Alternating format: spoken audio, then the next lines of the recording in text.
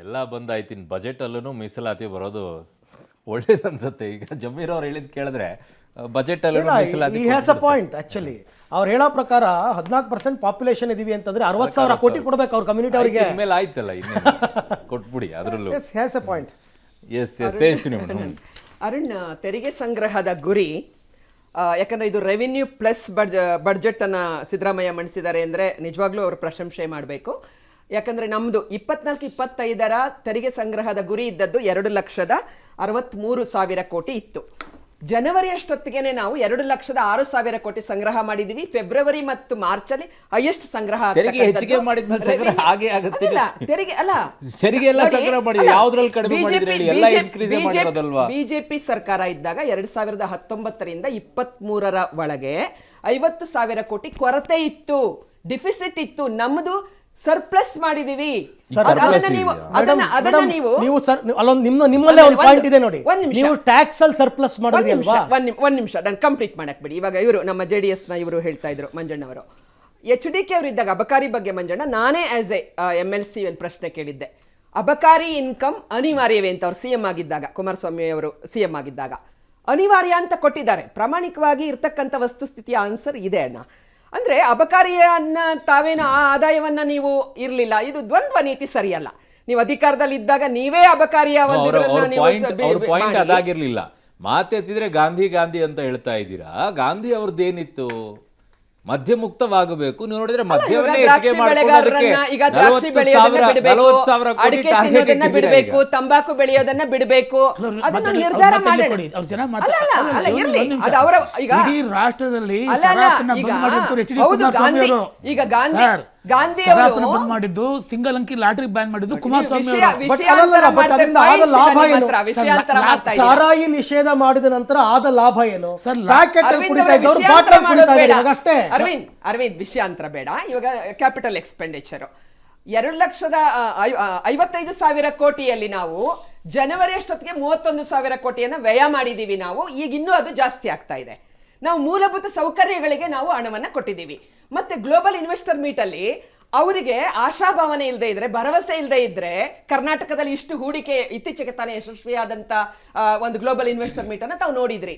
ನಾನು ಹೇಳ್ತಕ್ಕಂಥದ್ದು ನೋಡಿ, ನಮಗೆ ಎಲ್ಲಿ ಪಾಯಿಂಟ್ಸ್ ಕೊಡ್ಬೇಕು ದಯವಿಟ್ಟು ಒಂದು ದೊಡ್ಡ ಹೃದಯ ಇರಲಿ. ನಾನು ಅಶ್ವಥ್ ನಾರಾಯಣ್ ಜಿ ಬಂದಿದ್ದಾರೆ, ಅಶೋಕ್ ಅವರು ಬ್ಯಾಡ್ ಬೆಂಗಳೂರು ಅಂತ ಕರೀತಾರೆ. ಇವತ್ತು ಗುಡ್ ಬೆಂಗಳೂರು, ಬ್ರ್ಯಾಂಡ್ ಬೆಂಗಳೂರು ತಾವು ನೋಡ್ಬೇಕು ಅಲ್ವಾ? ಮೇವಿನ ದರ ಜಾಸ್ತಿ ಮಾಡಿ, ಮೇವಿನ ದರ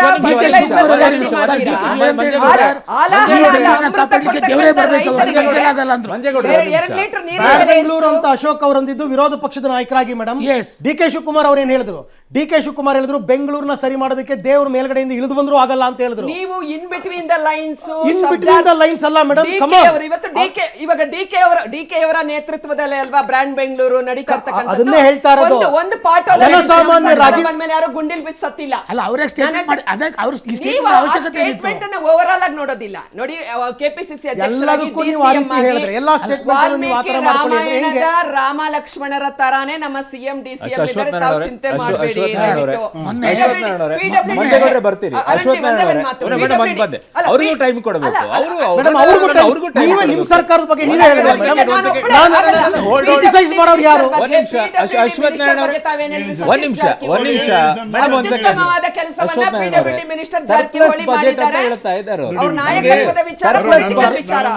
ಬಜೆಟ್ ಆಗೋದಾಗಿದ್ರೆ 1 ಲಕ್ಷ ಸಾಲ ಏನಕ್ಕೆ ಮಾಡ್ಕೋಬೇಕು ಅಂತ 1 ಲಕ್ಷ ಕೋಟಿನ. ಬಸವರಾಜ ಬೊಮ್ಮಾಯಿಯವರು ಕೊನೆ ಬಡ್ಜೆಟ್ ಅನ್ನು ಮಂಡಿಸಿದಾಗ 4,000 ಕೋಟಿ ಸರ್ಪ್ಲಸ್ ಬಡ್ಜೆಟ್ ಇತ್ತು. ಎಲ್ರಿಗೂ ಗೊತ್ತಿರುವಂಥ ವಿಚಾರ. ಸರ್ಪ್ಲಸ್ ಬಡ್ಜೆಟ್ ಇತ್ತು ಸರ್. ಏಕೆಂದರೆ ಚುನಾವಣೆ ಹತ್ರ ಬಂತು, ಡಿಕ್ಲೇರ್ಡ್ ಆಯ್ತು 4,000 ಕೋಟಿ ಸರ್ಪ್ಲಸ್ ಬಡ್ಜೆಟ್ ಇತ್ತು. ಒಂದ್ಸಲ JH ಪಟೇಲ್ ಕಾಲದಲ್ಲಿ ಸಿದ್ದರಾಮಯ್ಯನವರು ಕೊನೆ ಬಡ್ಜೆಟನ್ನು ಮಂಡಿಸಿದ ಮೇಲೆ SM ಕೃಷ್ಣ ರಾಜ್ಯದ ಮುಖ್ಯಮಂತ್ರಿ ಆದರು. ಅವರು ಫಸ್ಟ್ ಮಾಡಿದ್ದೇನು ಕೆಲಸ ಗೊತ್ತವರು? ಇಂದಿನ ಸರ್ಕಾರದ ಒಂದು ವೈಟ್ ಪೇಪರ್ ರಿಲೀಸ್ ಮಾಡೋರು. ಫೈನಾನ್ಷಿಯಲ್ ಏನೇನು ಪ್ರಾಬ್ಲಮ್ ಇತ್ತು, ಎಷ್ಟೆಷ್ಟಿದೆ ಅಂತೇಳಿ ಒಂದು ಶ್ವೇತಪತ್ರ ತಂದುಬಿಟ್ರು. ಅಂದರೆ ಸಿದ್ದರಾಮಯ್ಯನವರ ಬಡ್ಜೆಟ್ಟು ಎಷ್ಟು ಮಟ್ಟಿಗೆ ಆಘಾತಕಾರಿ ಇದೆ ಅನ್ನೋಂಥದ್ದನ್ನು ಶ್ವೇತಪತ್ರ ತಂದುಬಿಟ್ರೆ SM ಕೃಷ್ಣ ಅವರು ಅವತ್ತಿನ ಕಾಲದಲ್ಲಿ. ಅವರು ಫಸ್ಟ್ ಟೈಮ್ 2019 ಮುಖ್ಯಮಂತ್ರಿ ಆದಾಗ. ಅಂದರೆ ಸಿದ್ದರಾಮಯ್ಯವ್ರಿಗೆ ಸರ್ ಪ್ಲ್ಯಾನಿಂಗ್ ಇಲ್ಲ ಸರ್, ಪ್ಲ್ಯಾನಿಂಗ್ ಬಡ್ಜೆಟ್ ಇಲ್ಲ.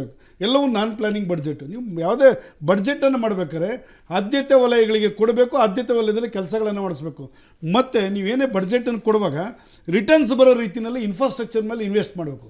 ಈ ಸರ್ಕಾರದಲ್ಲಿ ಮಾಡ್ತಾ ಇರ್ತಕ್ಕಂಥ ಇನ್ವೆಸ್ಟ್ಮೆಂಟ್ ಇವತ್ತು 4 ಲಕ್ಷ ಬಡ್ಜೆಟ್ ಇದೆ ಸರ್, ರಿಟರ್ನ್ಸ್ ಬರೋದಕ್ಕೆ ಏನು ಮಾಡ್ಕೊಂಡಿದ್ದಾರೆ ಸರ್ ಇಲ್ಲಿ? ಅದು ಆರಂಭದಲ್ಲಿ ನಾನು ಕೇಳಿದ ರಿಟರ್ನ್ಸ್ ಪ್ರಶ್ನೆ ಅದು. ನೀವು ಸರ್ಕಾರ ನೀವೇನೇ ಮಾಡಿ ಸರ್, ರಿಟರ್ನ್ಸ್ ಒಂದಷ್ಟು ಬರಬೇಕಲ್ಲ. ಇವಾಗ ಕೇಂದ್ರ ಸರ್ಕಾರ 5 ಲಕ್ಷ ಕೋಟಿ ಇನ್ಫ್ರಾಸ್ಟ್ರಕ್ಚರ್ ಮೇಲೆ ಇನ್ವೆಸ್ಟ್ ಮಾಡಿದ್ರೆ ಸರ್, ಅದು ಎವ್ರಿ ಇಯರ್ ರಿಟರ್ನ್ಸ್ ಆಗ್ತಾ ಹೋಗ್ತಾ ಇರುತ್ತೆ ಸರ್. ನೀವು ಇನ್ವೆಸ್ಟ್ ಮಾಡಬೇಕು ಸರ್ಕಾರದಲ್ಲಿ, ಇನ್ಫ್ರಾಸ್ಟ್ರಕ್ಚರ್ ಮೇಲೆ ಇನ್ವೆಸ್ಟ್ ಮಾಡಿ ನಿಮ್ಗೆ ರಿಟರ್ನ್ ಬರ್ತೀವಿ. ಇವತ್ತು 20 ಲಕ್ಷ ಉದ್ಯೋಗ ಸೃಷ್ಟಿ ಮಾಡ್ತೀನಿ ಅಂತೇಳಿ ಎಲ್ಲಿ ಉದ್ಯೋಗ ಸೃಷ್ಟಿ ಮಾಡ್ತಾರೆ? ಉದ್ಯೋಗ ಸೃಷ್ಟಿ ಮಾಡ್ಬೇಕಾದ್ರೆ ಇನ್ಫ್ರಾಸ್ಟ್ರಕ್ಚರ್ ಮೇಲೆ ನೀವು ಇನ್ವೆಸ್ಟ್ ಮಾಡಬೇಕು. ಇವತ್ತು ನೋಡಿ ಅರುಣ್, ಇದು ಕೊಟ್ಟಿರೋದು ಎಷ್ಟು? ಲೋಕೋಪಯೋಗಿ 11,841 ಕೋಟಿ ಕೊಟ್ಟಿದ್ದಾರೆ ಲೋಕೋಪಯೋಗಿ. ಏನು ಇನ್ಫ್ರಾಸ್ಟ್ರಕ್ಚರ್ ಡೆವಲಪ್ಮೆಂಟ್ ಮಾಡ್ತೀರಾ? ಎಲ್ಲಿ ಎಂಪ್ಲಾಯ್ಮೆಂಟ್ ಕ್ರಿಯೇಟ್ ಆಗ್ತದೆ ನಿಮಗೆ? ಎಂಪ್ಲಾಯ್ಮೆಂಟ್ ಕ್ರಿಯೇಟ್ ಆಗಬೇಕಾದ್ರೆ ನೀವು ಡೆವಲಪ್ಮೆಂಟ್ ವರ್ಕ್ಗಳು ಕೆಲಸ ನಡಿಬೇಕಲ್ಲ ಸರ್. ಬೆಂಗಳೂರಲ್ಲಿ ಬ್ರ್ಯಾಂಡ್ ಬೆಂಗಳೂರು ಆಯಿತು, ಈಗ ಗ್ರೇಟರ್ ಬೆಂಗಳೂರಿಗೆ ಬಂದರು ಸರ್. ಬ್ರ್ಯಾಂಡ್ ಬೆಂಗಳೂರದು ಕಾನ್ಸೆಪ್ಟ್ ಲಾಸ್ಟ್ ಇಯರ್ BBMP 9,000 ಕೋಟಿ ಬಡ್ಜೆಟ್ ಮಂಡಿಸಿದ್ರು ಸರ್.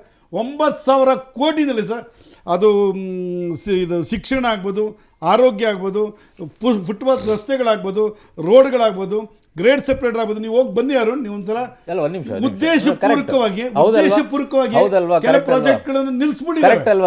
ಕರೆಕ್ಟ್ ಅಲ್ವಾ ಸರ್? ಇದನ್ನ ಅಧಿಕೃತವಾಗಿ ಹೋರಾಟ ಮಾಡಬೇಕಾಗಿರೋರು, ಸರ್ಕಾರದ ಕೊರಳು ಪಟ್ಟಿಯನ್ನು ಹಿಡ್ಕೊಂಡು ಕೇಳಬೇಕಾಗಿರೋರು ಯಾರು?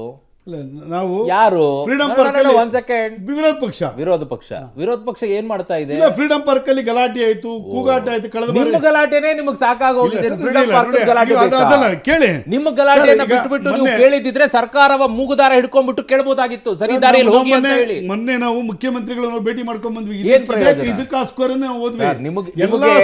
ನಿಮಗೆ ಸಿಗುವಷ್ಟು ಅವಕಾಶಗಳು ಹೋರಾಟ ಮಾಡಕ್ಕೆ ಬಜೆಟ್ ಮಂಡನೆ ನೋಡಿ ಎಂತ ಹಾಸ್ಯಾಸ್ಪದ. ಯಾವ ಪಕ್ಷಕ್ಕೂ ಇವತ್ತು ಸಿಕ್ಕಿರ್ಲಿಲ್ಲ. ಬಜೆಟ್ ಇವ್ರು ಹೋಗಿ ಇವ್ರು ನಿಯೋಗ ಭೇಟಿ ಆಗಿರೋದು ಯಾವತ್ತು? ಮೊನ್ನೆ ಹೋಗ್ಬಿಟ್ಟು ಭೇಟಿ ಮಾಡಿದೀರಾ ನೀವು? ಹೌದು, ಮೊನ್ನೆ ಹೋಗ್ಬಿಟ್ಟು ಭೇಟಿ ಮಾಡ್ಬಿಟ್ಟು ಇವತ್ತು ನೀವು ಎಲ್ಲಾ ಬದಲಾವಣೆಗಳನ್ನ ನಿರೀಕ್ಷೆ ಮಾಡಕ್ಕಾಗುತ್ತೆ? ಇಲ್ಲ ಕೇಳಿ, ಇದಕ್ಕೆ ಮುಂಚೆ ಫ್ರೀಡಂ ಪಾರ್ಕ್ ಅಲ್ಲಿ ದೊಡ್ಡ ಹೋರಾಟ ಏನು